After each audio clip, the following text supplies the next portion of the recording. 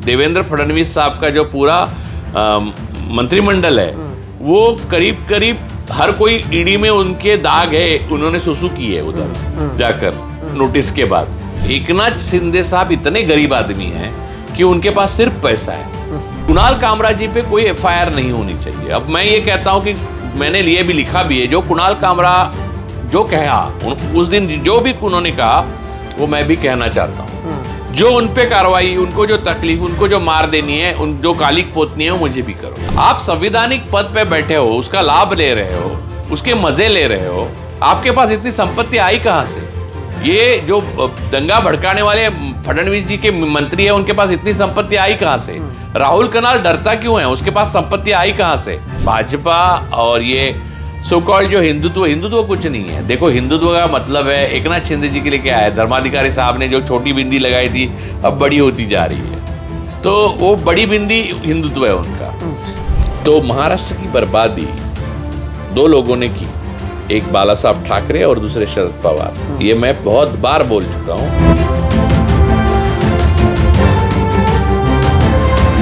दोस्तों नमस्कार, और आप सभी का एक नए एपिसोड में बहुत बहुत स्वागत है। जब हम इस एपिसोड को शूट कर रहे हैं, जब इसे रिकॉर्ड कर रहे हैं और जिस दिन आप इसे देखेंगे उस दिन के आप खबरें देखिए। दिल्ली हाई कोर्ट के जो जज हैं उनके घर से पैसे मिलते हैं जिसके बारे में अब तक वो हिसाब नहीं दे पाए हैं कि वो पैसा कहाँ से आया। दक्षिण भारत के कई राज्य हैं जो डीलिमिटेशन को लेकर डरे हुए हैं कि अगर डीलिमिटेशन होता है तो उनका जो रिप्रेजेंटेशन है संसद में वो कम हो जाएगा। न्यू एजुकेशन पॉलिसी एक नया मुद्दा है।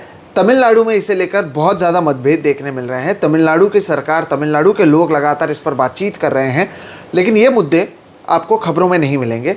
खबरों में जिस मुद्दे पर बातचीत हो रही है वो है कुणाल कामरा के मुद्दे पर, क्योंकि कुणाल कामरा ने कुछ ऐसे गीत गाए, कुछ ऐसी बातें कही जिसके बाद मुंबई के बांद्रा स्थित द हैबिटेट में, जो खार में आता है एक्चुअली, वहाँ पर तोड़फोड़ की गई और इसे शिवसेना स्टाइल बताया गया।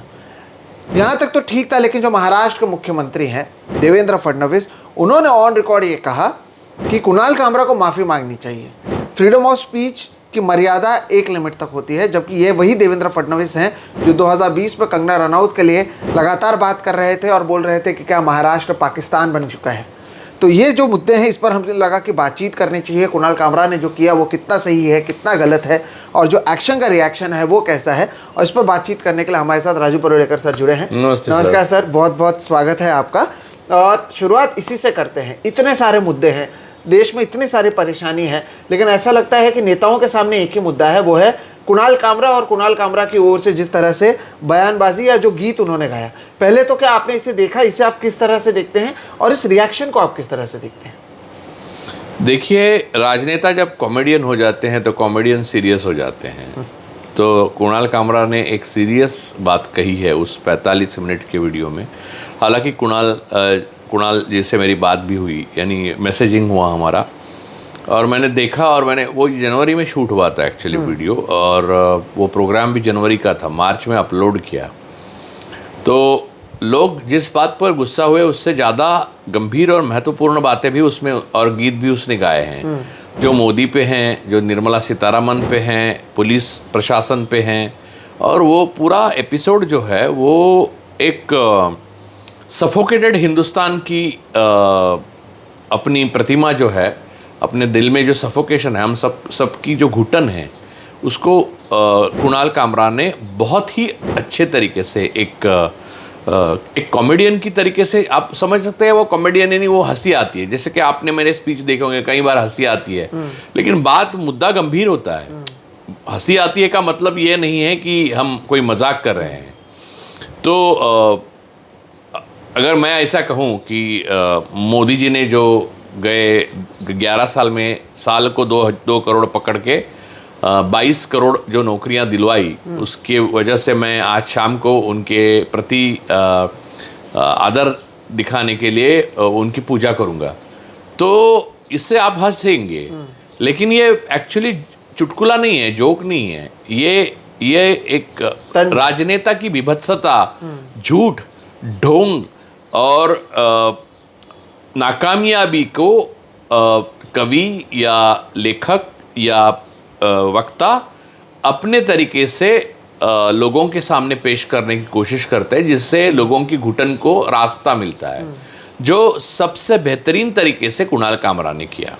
कुणाल कामरा ने एकनाथ शिंदे की जो प्रतिमा है, वो और एकनाथ शिंदे जो भी है वो एक ही है, उसमें कोई प्रतिमा अलग नहीं है। ऐसा नहीं है कि पूरा महाराष्ट्र एकनाथ शिंदे साहब को एक इंटेलेक्चुअल के तौर पे जानता है या एकनाथ शिंदे को महान नेता मानते हैं।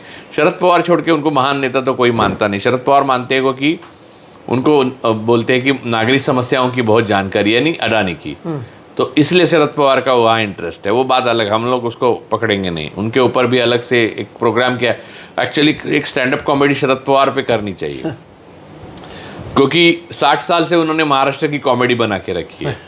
तो बात यह है कि ये सारी जो चीज़ें हैं, तो वो चीज़ें कुणाल कामरा ने बहुत अच्छी तरह से और बिना किसी का नाम लिए उन्होंने बोली। अब वो हम एकनाथ शिंदे जी का नाम इसलिए ले रहे हैं क्योंकि एकनाथ शिंदे ने खुद मान लिया कि वो उनके ऊपर है, वरना गद्दार छोड़ के कोई लफ्ज़ ऐसा, हर लफ्ज़ उसमें था। चेहरे पे चश्मा, वो तो मेरे भी है, दाढ़ी वो तो हम रख सकते हैं। तो मैं ठाणे में रहता था, 11 साल में ठाणे में रहा जब आनंद दिघे जीवित थे, और वो क्या थे वो उनसे ज़्यादा मुझे मालूम है, उनसे यानी शिंदे साहब से। एनीवे, लेकिन ये सारी चीज़ें तो किसी को भी लागू हो सकती है। वो खुश हो सकते थे कि ये देखो गद्दार किसका और को बोला है, लेकिन अब उड़ता तीर ही उनको पकड़ के अपने, तो खैर उन्होंने उनके अनुयायियों ने, और वो अनुयायी भाड़े के टट्टू थे। एक तो उनका जो मुखिया था राहुल कनाल, मैंने उनके ऊपर दुबई के शेख साहब को खत लिखना है, अभी जाएगा, उनको मिल जाएगा कि उनको गोल्डन वीज़ा दिया है। एक टेररिस्ट को आप गोल्डन वीज़ा दे रहे हैं, जो एक कॉमेडियन, एक आर्टिस्ट को, जो स्वतंत्रता आज़ादी जो कॉन्स्टिट्यूशनल है उसका उपयोग करके 19-1 के तहत उसने जो कार्यक्रम किया, हालांकि किसी का अपमान नहीं किया उसने। राजनीतिक व्यंग और तीखा टिप्पणी तो चलती रहती है, और अपने व्यंग चित्र को नेहरू फोटोज लगाते थे घर में, और मनमोहन सिंह जी भी लगाते हैं। वो तो असहिष्णुता मोदी से आई है, मोदी शाह की असहिष्णुता है क्योंकि डर है उनमें, क्योंकि जिसके पास छुपाने के लिए होता है वो कवि से पहले डरता है, और व्यंग से तो उससे ज़्यादा डरता है। तो बात यह है कि और अडानी अंबानी नोटिस भेजते, लीगल नोटिस, आप कुछ भी व्यंग करो। तो ये सारी चीज़ें जो है वो एकनाथ शिंदे ने सीख ली है, क्योंकि इनकी जो शौर्य और साहस और वीरता, जो शूरता जो है ना, वो ईडी के सामने सब हेकड़ी निकल गई है। वहाँ पे इतने जो सारे जो लोग हैं उनके साथ गए 40 लोग, और भी लोग जो शायद एनसीपी के, वो हमारे आज के पूरा जो देवेंद्र फडणवीस साहब का जो पूरा मंत्रिमंडल है, वो करीब करीब हर कोई ईडी में उनके दाग है, उन्होंने सुसु की है उधर जाकर नोटिस के बाद। वो राहुल कर्नल भी वो आदित्य ठाकरे के साथ थे, वो शिरडी के संस्थान पे उनको ट्रस्टी बनाया था, अच्छे खासे थे, अब थोड़े ओलंपिक फेस हो गया है उनका, लेकिन उनकी जो फैमिली बैकग्राउंड है वो वेल टू डू है, एक यानी वो कह सकते हैं इनकी आर्थिक स्थिति बहुत अच्छी है उनकी, अभी घर में शादी हुई, वो बहुत अच्छे लोग आए थे। तो वो जिस तरह से मेरे एक शिवसैनिक की भावना दर्द हुआ, बोले राजदीप सरदेसाई के साथ, और तुम कौन से शिवसैनिक और तुम्हारी कौन सी भावना है यार, कल तक आदित्य के साथ थे, जब पेपर आए, नोटिस आए ईडी का, तब तुम एकनाथ शिंदे साहब के साथ गए। तो उनको कहा गया होगा देखिए भाई तुम्हारे पेपर है, हमारे पास आगे नहीं बढ़े तो ये काम तुम्हें करना है। काम बजाने के लिए उनको भेजा था। उनके साथ जो थे वो सारे भाड़े के थे, और जो लिख रहे हैं ना ट्रोल्स, हत्या की धमकियों के, मुझे भी, मैंने देखे ना, मैंने कुछ लिखा है उसके नीचे आप पढ़िए, तो ये सारे जो लिखने वाले हैं वो भाड़े पे हैं। एकनाथ शिंदे साहब इतने गरीब आदमी हैं कि उनके पास सिर्फ पैसा है। तो बात यह है कि सिर्फ ये ट्रेजेडी, ये जो शोकांतिका है एकनाथ शिंदे साहब की, वो सिर्फ उनकी नहीं है, अजीत दादा की भी यही है। वो भी इतने गरीब है कि उनके पास सिर्फ पैसा है, लोग नहीं है। नहीं, लोग पैसा देकर जो लोग आते हैं वो लोग क्या, देखिए मैं घोर विरोधी रहा है बाला साहब ठाकरे का। मेरे यूथ मैं कॉलेज में था तब से, क्योंकि उनकी BVS संगठन था जो राज ठाकरे चलाते थे। तो मैंने सामने से कई बार लिखा है, बात की है, और ऐसा कई बार हुआ है कि मेरे ऊपर हमला हुआ लेकिन मैं बच गया। ऐसा कितनी बार हुआ है। राणे साहब के साथ भी मेरा हुआ। लेकिन बात यह है कि ये सारे मामले जब हुए तब मैं जानता था कि एक पैसा दिया नहीं या खाने को भी दिया नहीं तो भी बाल ठाकरे के लिए जान देने के लिए लोग तैयार हैं। वो ये नहीं है शिवसैनिक, ये शिवसैनिक नहीं है, ये शिवसैनिक क्लोन शिवसैनिक है, ये सिंथेटिक अडानी शिवसैनिक है। यानी वो जो सिंथेटिक एप्पल बनाते हैं ना, या सिंथेटिक वो फल बनाते हैं, ये सिंथेटिक है, ये सिंथेटिक शिवसैनिक नहीं है। ये सब इनको रोजगार मिलता है, इनको ये दंगे कराने के लिए रोजगार मिलता है। बीजेपी के पास भी ऐसे इनको पैसे मिलते हैं, इनको पद मिलते हैं, इनकी अपनी फॉर्च्यूनर्स वगैरह हैं, और वो जलाते वक्त याद रखते हैं कि किसकी अपने साथ जो है उनकी कौन सी फॉर्च्यूनर है, वो छोड़ के सारी जलाते हैं। और हैबिटेट में जाकर जो दंगा उन्होंने किया उसमें भावना आहत होने का एक सवाल। दूसरी बात यह है कि कुणाल कामरा जी पे कोई FIR नहीं होनी चाहिए। अब मैं ये कहता हूं कि मैंने ये भी लिखा भी है, जो कुणाल कामरा जो कहा उस दिन, जो भी उन्होंने कहा वो मैं भी कहना चाहता हूं। जो उन पे कार्रवाई, उनको जो तकलीफ, उनको जो मार देनी है, उन जो कालिक पोतनी है, वो मुझे भी करो। क्यों लगा आपको ये ट्वीट करना? क्योंकि ये ट्वीट इसलिए मैंने किया क्योंकि एक सॉलिडरिटी होती है यार। वो सच्चा आदमी है, वो अपनी संवैधानिक अधिकारों का पालन कर रहा है और लोगों को जागृत कर रहा है। इस तरफ की सरकार जिस तरह से देशद्रोह की तरफ काम कर रही है, ये सरकारें केंद्र में हो, राज्य में हो, देशद्रोह कर रही है। देखिए फडणवीस साहब के मिनिस्ट्री में मंत्री खुद आग लगाते हैं हिंदू मुस्लिम में, और उन पे कोई कार्रवाई नहीं होती। और दंगे होते हैं तो फडणवीस कहते हैं कि हम लोग जिनके वो संपत्ति को जब्त कर लेंगे। किसकी करेंगे? सब विश्व हिंदू परिषद और बजरंग दल को टेररिस्ट ऑर्गेनाइजेशन घोषित करो, क्योंकि पहला प्रेस कॉन्फ्रेंस उन्होंने लिया था। अरे दुनिया कहा गई सुनीता विलियम्स को 300 दिन के बाद वापस लाएं, ये 300 साल बाद वो औरंगजेब को वापस लाने निकले हैं। तो ऐसे जाहिल, अनपढ़, गवार और जिनको साइंटिफिक टेम्परामेंट नहीं है और असंवैधानिक और देशद्रोह का काम कर रहे हैं, ऐसे लोगों की ये टोली है। तो मैं पूरी तरह से, इनफैक्ट मैं ये मानता हूं कि कुणाल कामरा ने कुछ कम ही बोला। मैं होता तो और ज्यादा बोलता।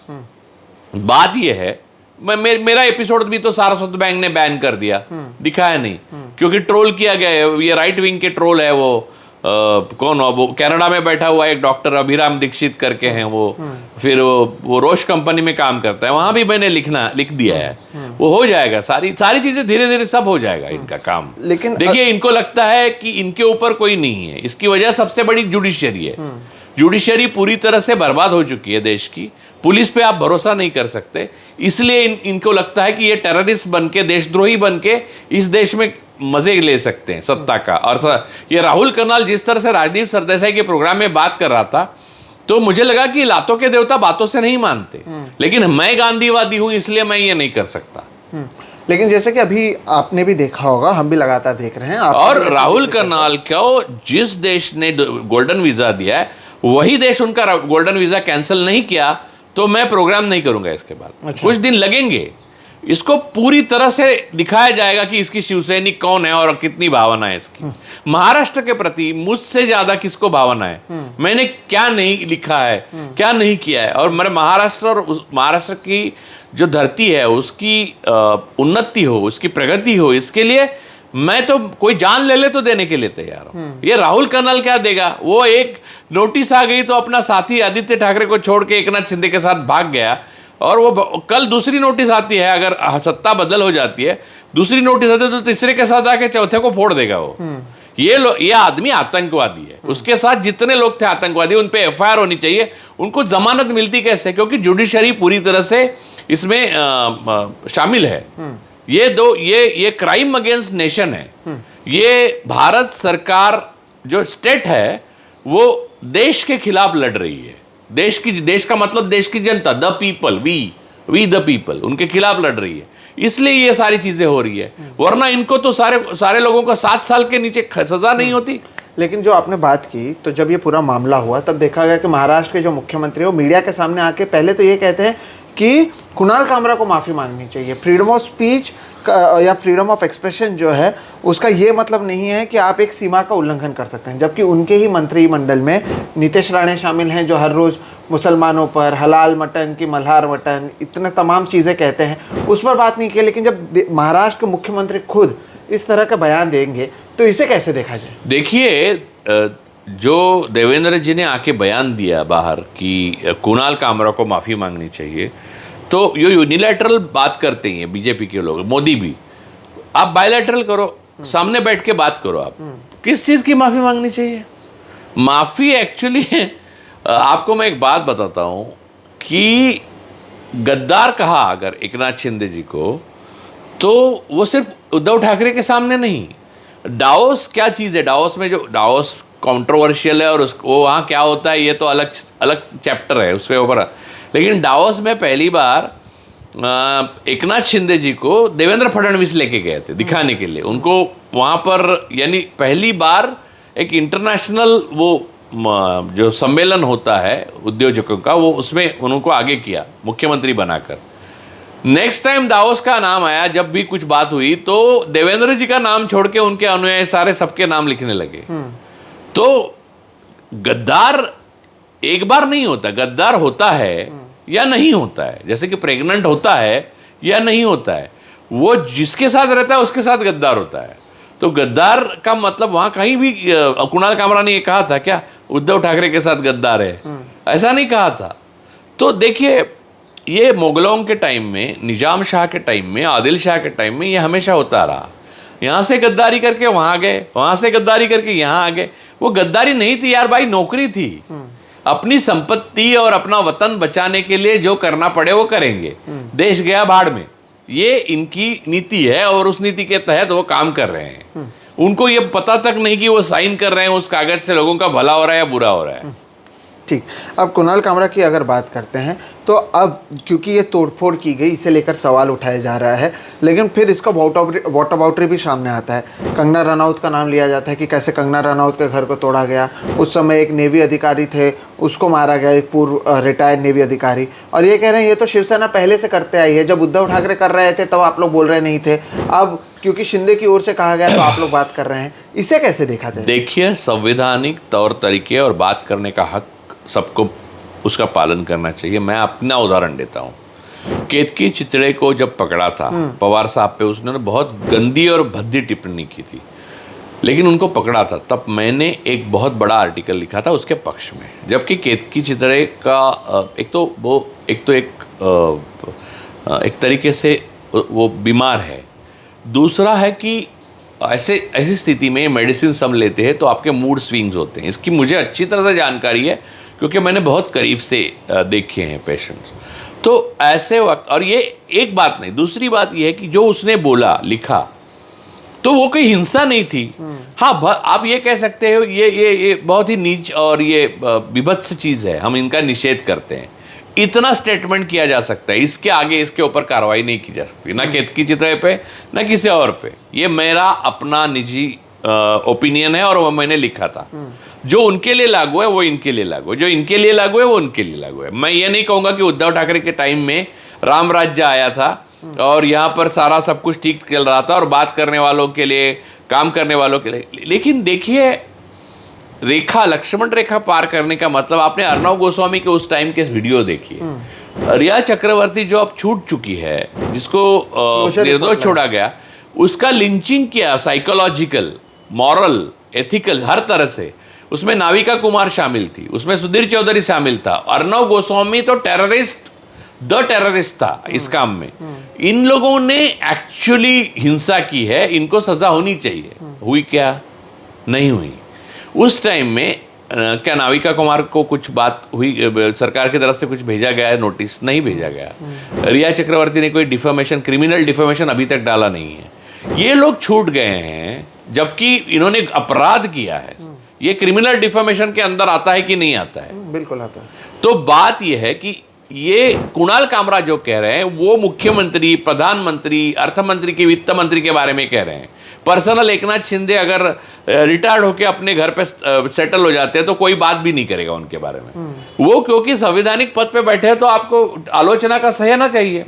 और वो खुद बोलते हैं, उन्होंने कहा ऐसे होना चाहिए, व्यंग होना चाहिए, आलोचना होनी चाहिए, लेकिन एक मर्यादा में। मर्यादा में यानी क्या? तुम्हारे आपको छोड़ के सबकी, यानी मर्यादा की कौन तय करेगा? मर्यादा डॉक्टर बाबा साहब आम्बेडकर ने तय की है।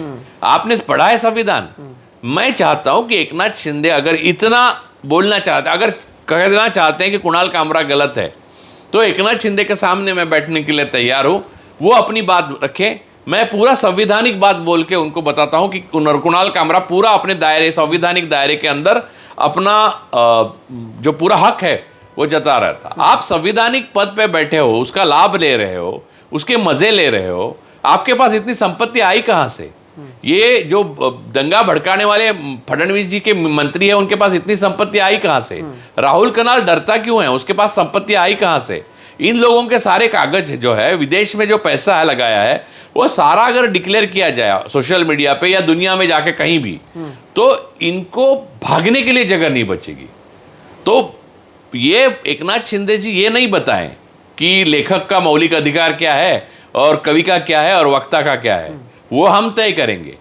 आप वो तब तय करो। आप देखने आप संविधान में, इसलिए तो फडणवीस जन सुरक्षा कानून लाना चाहते हैं ताकि मेरे कुणाल कामरा जैसे, आपके जैसे बात करने वाले लोगों को अर्बन नक्सल बताकर अंदर कर सके। अर्बन नक्सल क्या होता है? ऐसा कोई चीज नहीं। गृह मंत्रालय को साकेत गोखले ने आरटीआई में पूछा था कि अर्बन नक्सल कोई क्या, तो उन्होंने कहा हमारे पास ऐसा कोई इंफॉर्मेशन नहीं है और अर्बन नक्सल नाम की कोई चीज नहीं है। तो ये क्लियर है, अर्बन नक्सल झूठ है। तो इस पर कानून लाकर वो किसी को भी अर्बन नक्सल, यानी call him dog and shoot him, ये देवेंद्र चाहते हैं। वहां पर डाटा सेफ्टी बिल ला रहे हैं मोदी। इससे क्या कर रहे हैं वो, आप अगर अडानी की खोज पत्रकारिता करें, अंबानी की खोज पत्रकारिता करें, फडणवीस की खोज पत्रकारिता करें, एकनाथ शिंदे की खोज पत्रकारिता, उनकी संपत्ति जो है, या जुडिशरी की खोज पत्रकारिता करें, तो आपको डेटा बिल के अंदर 500 करोड़ तक जुर्माना हो सकता है और जेल हो सकती है। ये संवैधानिक है ही नहीं, बिल ही संवैधानिक नहीं। दोनों, मोदी, फडणवीस, वहां योगी और ये बीजेपी के सारे जो इकोसिस्टम है, वो चाहते हैं कि लोग अब उनके साथ नहीं है, लोगों की ऊर्जा नहीं है, चुनाव लोगों के वोट से जीते नहीं है, तो अब सत्ता को किसी भी तरह से कोई भी लज्जा, बिना लज्जा संकोच के हाथ में रखनी है बस। इसके लिए सारी चीजें हो रही है। तो इस चीज को ना हो देने के लिए मीडिया को खड़ा रहना चाहिए।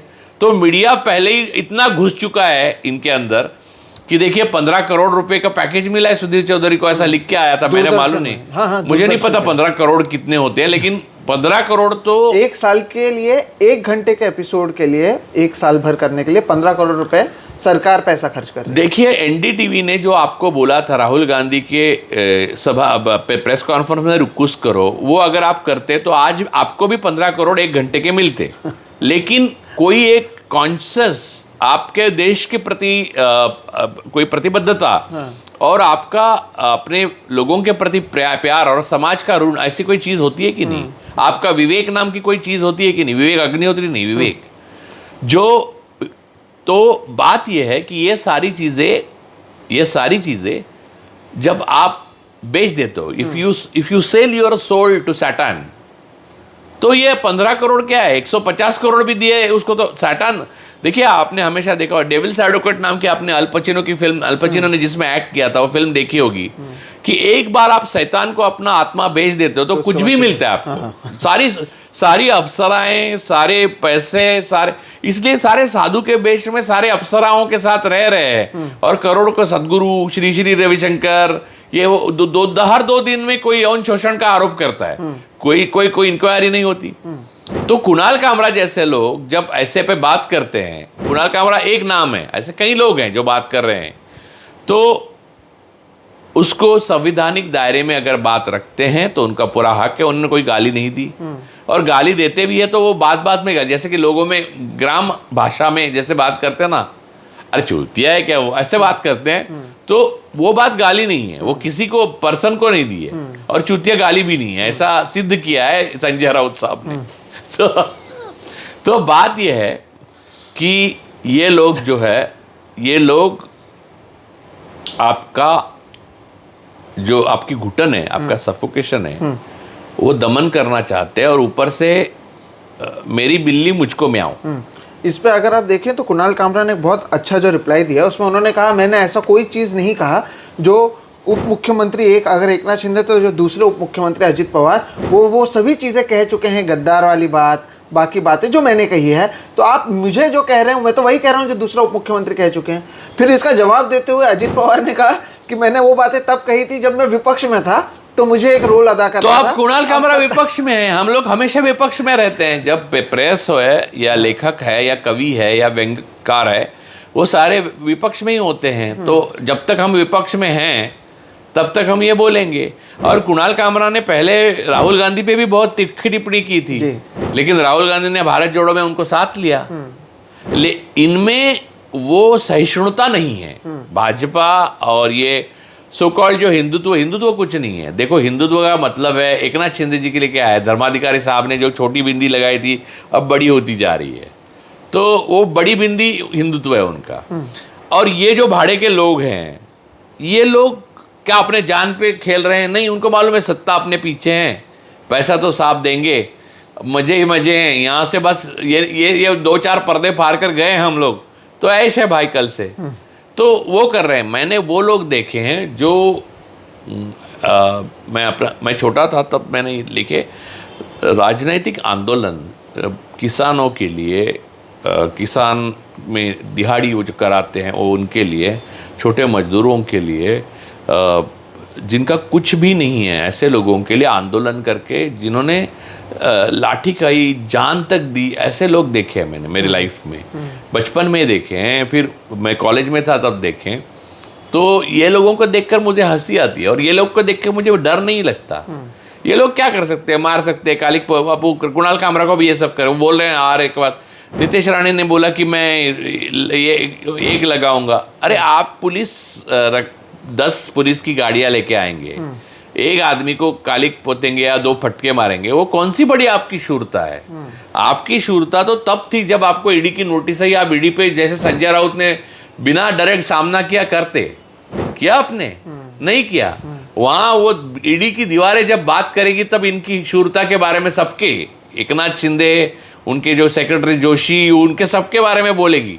वो ईडी की दीवारें जब बोलेगी ना, बहुत हंसोगे तुम। कुणाल कामरा ने जोक कुछ भी नहीं किया है, इनके असल जोक तब बाहर आएंगे, और वो बात करेगी, वो बात हम उनसे करवाएंगे, डोंट वरी। आपको लगता है कि ये तोड़फोड़ की वजह से ये जो मुद्दा था वो और बड़ा हो गया, और ये डैमेज कहीं ना कहीं शिवसेना और एकनाथ शिंदे के लिए हो गया कि अगर ये तोड़फोड़ नहीं करते तो एक महज जोक था और वो ख़त्म हो जाता? जैसे तमाम जोक उसमें मारे गए, ओला के ऊपर जोक मारे गए, आनंद महिंद्रा पर जोक मारा, निर्मला सीतारमण पर मारा, नरेंद्र मोदी पर मारा, लेकिन आप देखेंगे कि वो आनंद महिंद्रा पे सबसे बेहतरीन जोक मारा है। एक्चुअली गुस्सा आना चाहिए आनंद महिंद्रा को, लेकिन वो जोक्स बड़े नहीं हुए।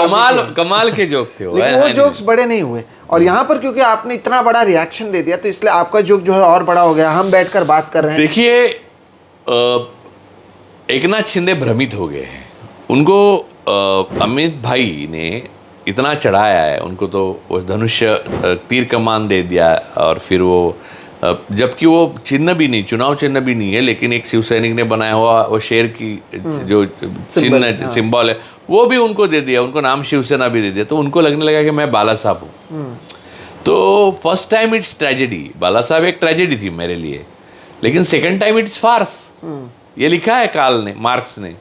तो सेकंड टाइम फार्स आप देख रहे हो, उनका जो फार्स चल रहा है। तो उनको क्या लगा कि जो बाला साहब का होता था वो अपना होना चाहिए, कि मेरे ऊपर लिखा तो टूटना चाहिए, ताकि मेरा मैं दबंग माना जाऊं और मुंबई पे मेरा राज हो जाए।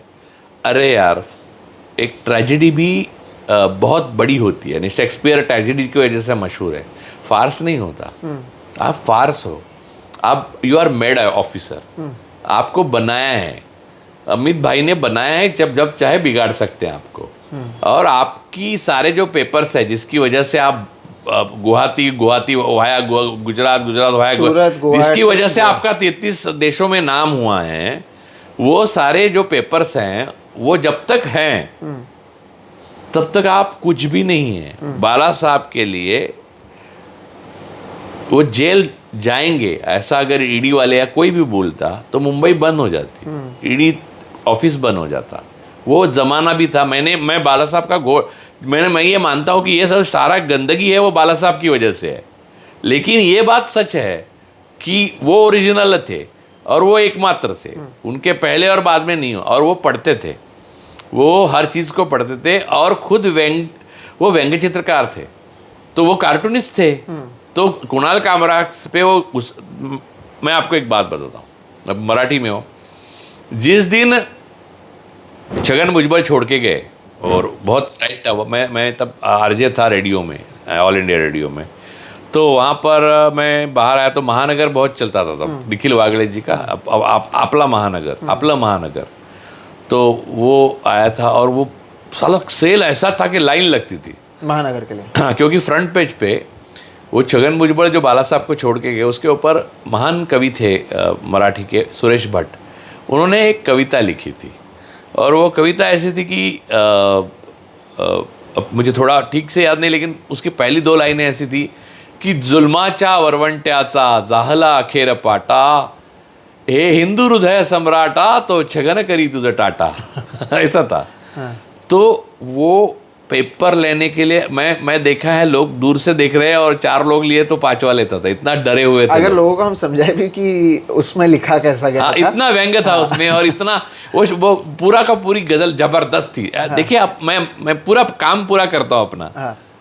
उसके बाद बाला साहब, सबको क्या लगा कि सुरेश भट्ट की ठुकाई पक्की है नागपुर में, तो बाला साहब ने वो पढ़ा, तो उसमें कविता, व्यंग और जोक, विनोद, ये सारा इतना जबरदस्त था और मीटर उसका कि वो खुश हो गए। उन्होंने फौरन सुरेश भट्ट साहब को बुलाया और उनके साथ चाय पी और दोस्ती बना ली। तो वो बाला साहब थे, ओरिजिनल थे। देखिए आप, अच्छा बुरा बहुत हर बड़े या छोटे आदमी में होता है। एकनाथ शिंदे में भी गुण नहीं है ऐसा मैं नहीं कहूँगा, उनमें भी कुछ गुण है, लेकिन अपने आप को कुछ और ही समझना जो आप नहीं हो, आपको खत्म कर देता है, आपको विनाश की तरफ ले जाता है। जो एकनाथ शिंदे उस सुरंग में अंदर घुस चुके हैं जिसके दूसरी तरफ से सुबह नहीं है, दूसरी तरफ भी अंधेरा ही है। लेकिन आप मुझे बताइए, अब इसे जब हम रिकॉर्ड भी करेंगे, कि मुझे पता है कई कमेंट्स आएंगे कि महाराष्ट्र में ये नया थोड़ी है। जैसे आपने कहा बाला साहब ठाकरे के समय होता था, पत्रकारों पर हमला हुआ है, निखिल वागे सर के ऊपर 2-3 बार हमला हो चुका है। जब वो IBN लोकमत चलाते थे तब हमला हुआ है, कई पिचेस को खोदा गया है। हमने देखा है कि कई फिल्म्स को यहाँ पर चलने से रोका गया है, शाहरुख खान के फिल्म्स को चलने के लिए रोका गया है। तो ऐसे में अगर वही शिवसेना के लोग जो अपने आप को असली शिवसेना कहते हैं वो तोड़फोड़ करते हैं अपने नेता के लिए, तो ये नया बात तो है नहीं।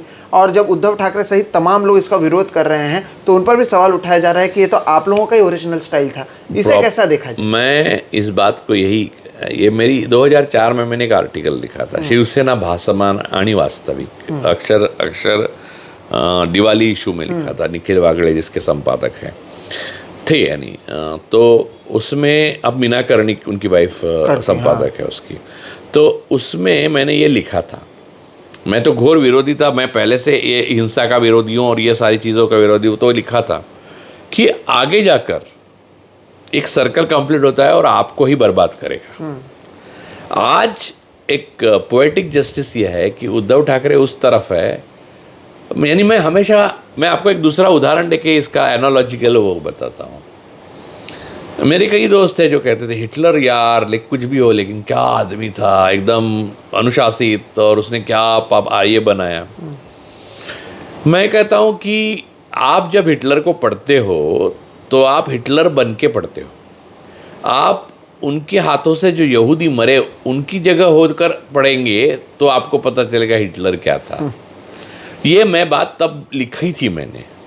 तो उद्धव ठाकरे साहब और कोई भी मानने के लिए तैयार नहीं थे उस टाइम, राज साहब, उद्धव ठाकरे साहब, संजय राउत साहब, कोई भी, कि बाला साहब कुछ गलत कर रहे हैं, यह महाराष्ट्र में जो हो रहा है गलत हो रहा है।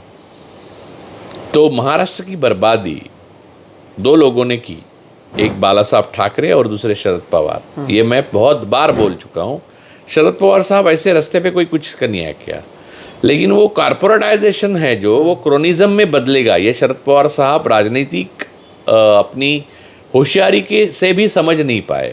जो आज उनको उनकी पार्टी को ख़त्म किया, नहीं उनकी जो आखिरी फेज़ है वो नहीं रही जो पहले 6 दशक रही। तो ये सारा ऐसा होने वाला है। ये सारी चीज़ें महाराष्ट्र को बहुत कीमत चुकानी पड़ेगी। ये मैंने कई बार बोला और लिखा है। और उस वक्त मुझे धमकियाँ आई हैं। रात को हम ठाणा में रहते थे, हमारा ठाणा का फ़ोन नंबर था 505021, फिर बदल के हो गया 540521।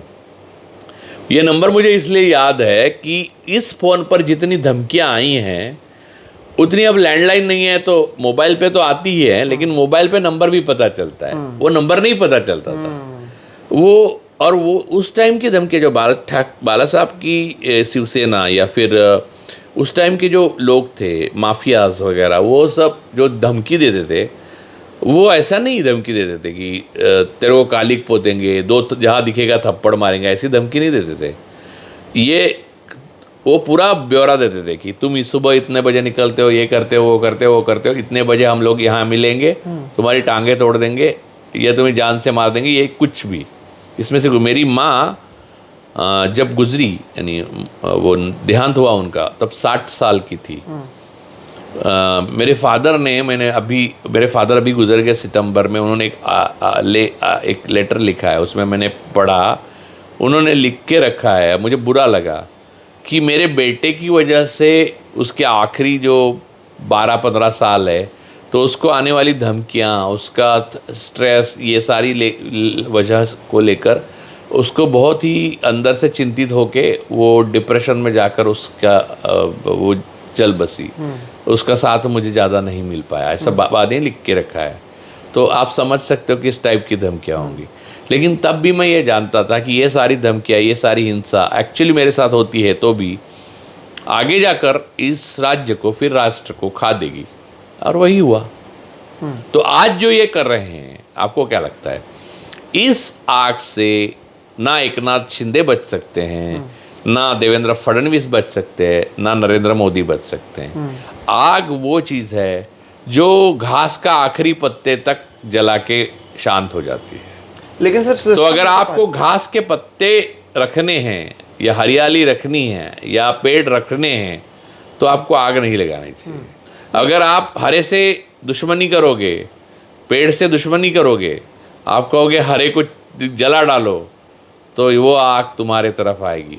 आग का रंग भगवा होता है, इसका मतलब आपको बख्शेगी ऐसा नहीं है, याद रखना।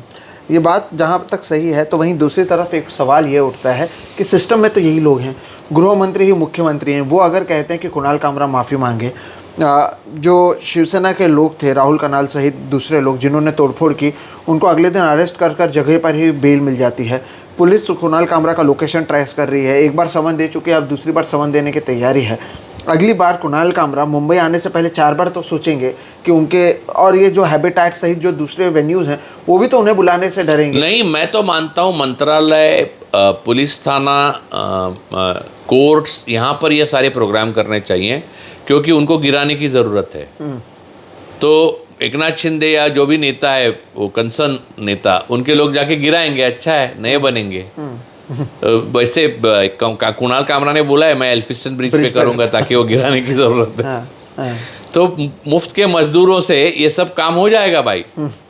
ये वैसे भी खा पी के आराम कर रहे हैं। आप देखो, फायर ब्रिगेड सीबीआई ईडी से ज़्यादा अच्छा काम कर रही है। जुडिशरी के घर में पैसे, जज के घर में पैसे पकड़े उन्होंने, पैसे निकाले। तो आग बुझाने गए थे या लगाने गए थे वो, ये लोगों को मालूम नहीं।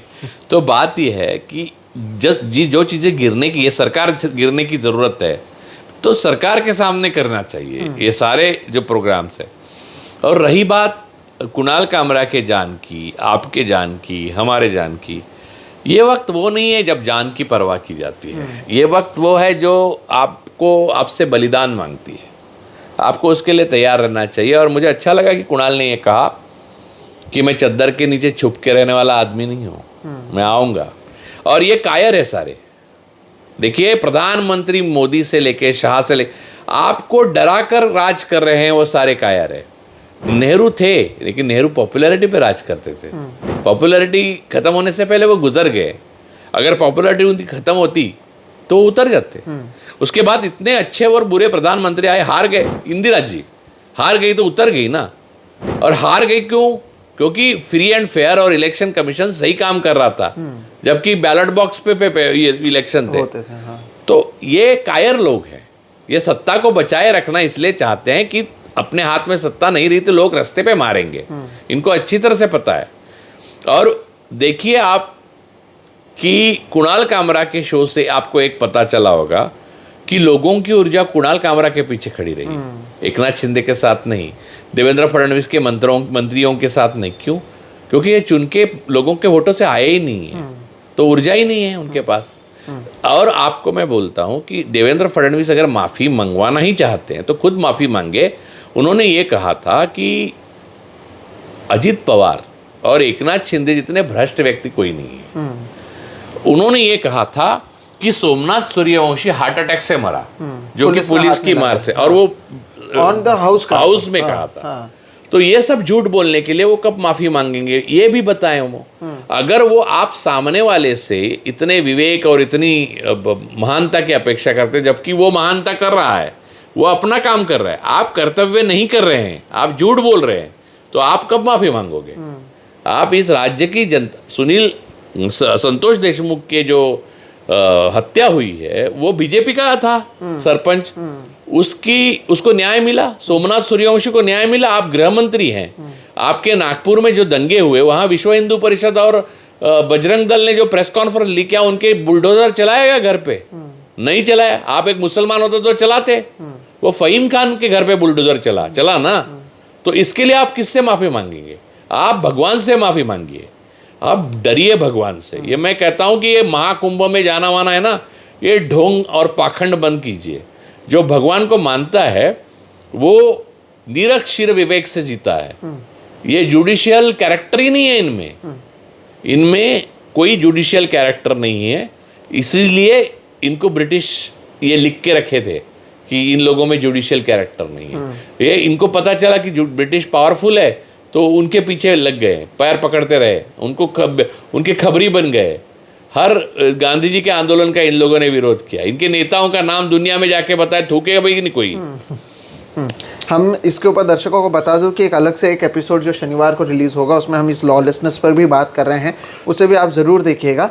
लेकिन सर, जो आखिरी एक सवाल है इस कार्यक्रम को लेकर, वो ये है कि क्या आपको नहीं लगता कि आगे जाकर महाराष्ट्र में परिस्थिति और बिगड़ेगी? हम अभी आपने बताया बुलडोज़र चल रहे हैं, कोंकण के ऊपर तो आप लेख लिख चुके हैं, आपके ऊपर क्या कुछ कहा गया वो हमें पता है। कोंकण को लेकर आप कितने डिस्टर्ब थे, वहाँ की जो लॉ एंड ऑर्डर बिगड़ रही है, कुणाल कामरा के यहाँ पर जिस तरह से हमला होना, आगे जाकर ऐसी ही परिस्थिति रहती है तो महाराष्ट्र सहित देश भर में इसी तरह का परिस्थिति होगी।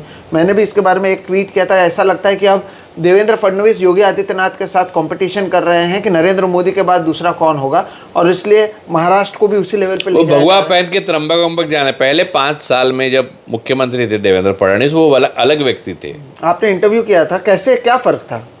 नहीं, वो एक राजधर्म का पालन करने की कोशिश करने वाले व्यक्ति थे।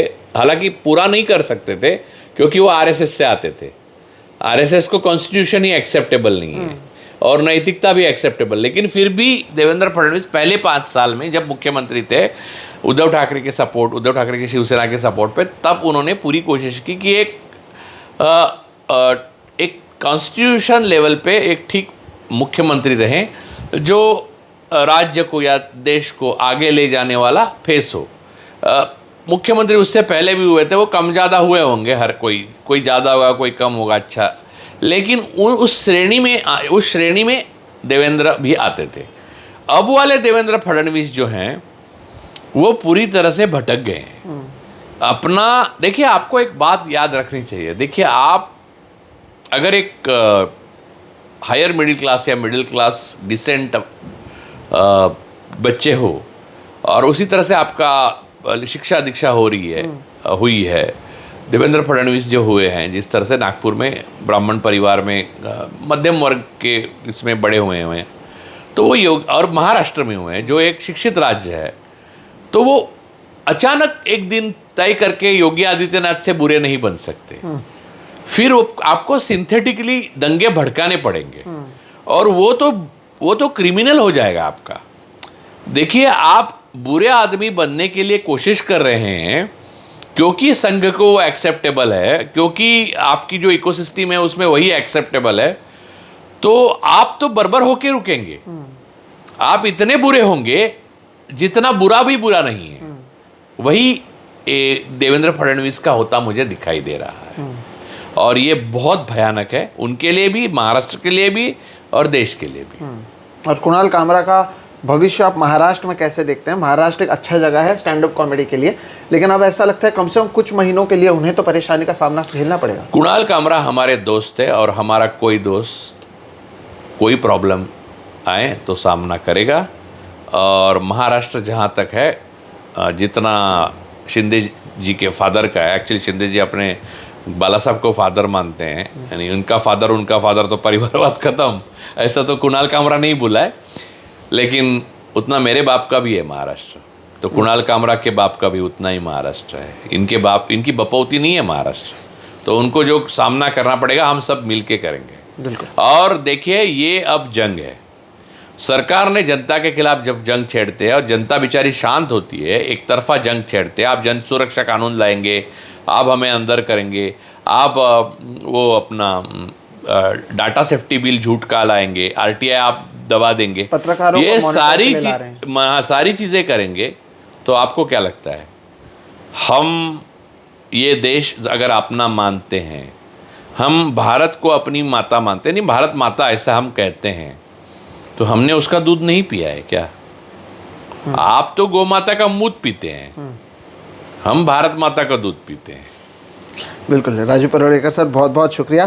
दर्शकों, देखिए, ये जो आज का वीडियो था, आपने देखा कि हमने कुणाल कामरा से शुरुआत की और महाराष्ट्र सहित देश की परिस्थिति कैसी है, फ्रीडम ऑफ स्पीच की असली जो यहाँ पर सच्चाई है वो कितनी है, और कौन क्या बनने की कोशिश कर रहा है, राजनीति कैसे बदली है, और महाराष्ट्र की जो मौजूदा राजनीति है उसके लिए कौन कौन जिम्मेदार है, इतिहास में क्या हुआ, इन सभी चीज़ों पर खुलकर बात की है। और आप सभी ने देखा है कि आज राजू सर ने किस तरह से इस पर अपने बयानों को आपके सामने पेश किया है। हमारी कोशिश इसके ज़रिए यही है कि आप समझें कि महाराष्ट्र में क्या हो रहा है, कुणाल कामरा के साथ जो हो रहा है वो कितना सही है, कितना गलत है, वही चीज़ बताने की कोशिश राजू परोलेकर सर ने आज के इस इंटरव्यू के जरिए की। बहुत बहुत शुक्रिया सर, आप मिले। और मैं दर्शकों को ये भी बता दूं कि एक जो लॉलेसनेस पर हमारा वीडियो आने वाला है वो भी इसी तरह से है, शनिवार को आप उस वीडियो को देख पाएंगे और हम उम्मीद करते हैं कि आपको वो भी वीडियो बहुत पसंद आएगा। फिलहाल इस वीडियो में इतना ही, आप हम दोनों को दीजिए इजाज़त। ऐसे वीडियोज़ करने के पीछे की हमारी कोशिश होती है आप सभी सोचें, जो देश में हो रहा है, जो महाराष्ट्र में हो रहा है, जो मुंबई में हो रहा है, और उस पर बहुत कम लोग हैं जो खुलकर बात करते हैं, उनमें से एक है राजू परोलेकर सर। इसलिए आप पाएंगे कि हम राजू सर से बार बार बातचीत करते हैं और आप सभी को ये जो बातचीत है ये बार बार पसंद भी आती है, और हमारी कोशिश भी होगी जब भी ऐसे मुद्दे हो हम सर को हमारे प्लेटफॉर्म पर लाएं और ऐसे मुद्दों पर बात करें। फिलहाल इतना ही, आप हम दोनों को दीजिए इजाज़त। नमस्कार। Thank you.